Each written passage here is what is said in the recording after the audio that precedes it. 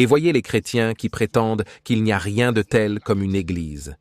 Allez à l'intérieur d'une mosquée et vous direz qu'il n'y a rien de tel comme édifice religieux. Eh bien, comme je le dis, je suis passé par là et vous pouvez le faire. Vous savez, il y a une sorte d'absurdité dont on ne parle qu'à propos des églises et dans les églises. Laissez-moi vous dire ça. Il y a des choses que personne n'ose faire dans une mosquée. Mandela. Tu vois l'église, si nous nous agenouillions, nous nous prosternions, nous nous agenouillions, nous nous prosternions, nous nous purifions avant d'entrer dans l'église. Beaucoup de gens arrêteraient de venir à l'église. Quel genre d'église est-ce? Je ne peux pas subir toutes ces punitions. Enlever mes chaussures, laver mes pieds, me nettoyer. Pourquoi? Ne le dites pas, c'est inutile. Le musulman fait tout cela, puis entre dans la mosquée. Il ne s'assoit pas sur des chaises, il s'assoit sur des nattes. Il ne s'assoit pas sur des chaises, il s'assoit sur des nattes. Allahu Akbar, Allahu Akbar. Et lorsqu'ils mentionnent le nom de Muhammad, ils y ajoutent des manières sacrées. Lorsqu'ils se réfèrent à leur imam, c'est avec le plus grand respect. Allez les voir et apprenez, et supprimez l'inquisition de votre cerveau. Allez les voir et apprenez. Je les vois à peine prendre un bout de papier et insulter leurs dirigeants. Nous sommes assis là, comme si nous sommes nés de nouveau. Naître de nouveau mon œil? Vous n'êtes même pas nés, vous parlez de renaître. C'est une consécration spirituelle.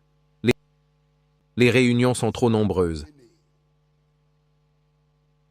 Les musulmans vont tous les jours à la mosquée. Pas une fois par semaine, tous les jours. Et combien de fois y vont-ils? 5 fois. Vous dites que vous allez au paradis. La foule de l'enfer vous qualifie pour y aller. Certains d'entre vous, quand ils meurent, c'est tout. Même l'enfer, Dieu vous y enverra. Vous n'existerez plus jamais.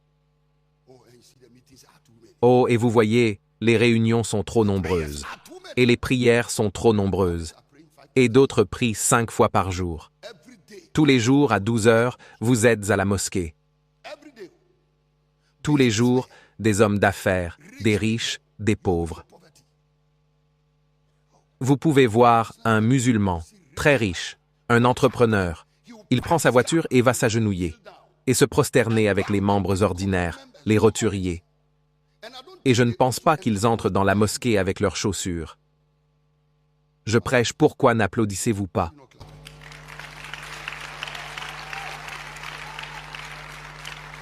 Vous voyez, nous sommes sauvés par la grâce. Mais je vous le dis, si vous confessez Jésus, mais que vous vivez dans l'insouciance et la folie, pensez-vous que c'est ce qui amènera les gens au paradis? Mais les musulmans, malgré leur diligence, nous disons qu'ils iront en enfer. Je dirais que Dieu n'est pas juste.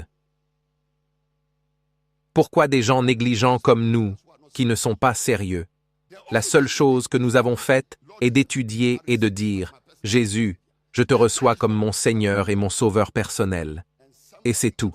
Nous irons au paradis. Et quelqu'un d'autre qui est si diligent et s'applique à sa religion avec tout son engagement préférerait mourir. Et vous dites qu'ils iront en enfer. Continuez à vous tromper. Continuez à vous tromper. Hé Mandela, tu vois la façon dont tu croises ta jambe. Ne te change pas non plus, mais je vous dis, dans la plupart, vous ne pouvez pas faire ça.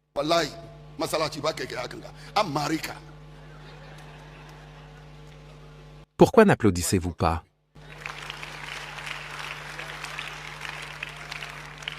Tout le monde a relâché ses jambes.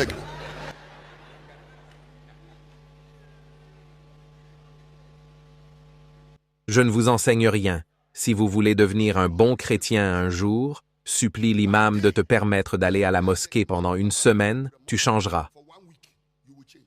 Non, non, non. Écoutez, quand vous irez à la mosquée, pendant 1 semaine, suivez un musulman sérieux qui mettra de côté tous ses beaux habits et qui ne portera qu'un boubou blanc. Est-ce que je vous apprends quelque chose? Non, suivez le juste.